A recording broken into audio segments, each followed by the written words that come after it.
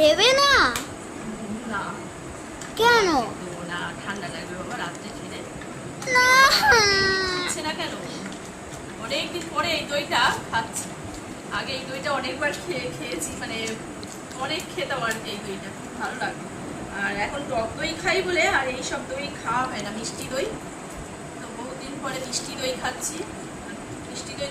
মিষ্টি দোকানে টক দই কিনি, মিষ্টি দই খাওয়া হয় না। বাটার ডেয়ারি দইটা খুব ভালো লাগে, কম, অনেকটা কম। সন্ধ্যাবেলা খেলে ঠান্ডা লাগবে বাবু তোমার?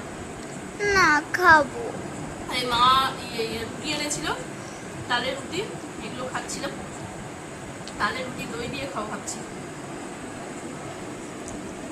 দই দিয়ে তালের রুটি খেতে ভালো লাগবে, দেখলে হয় কেমন, মানে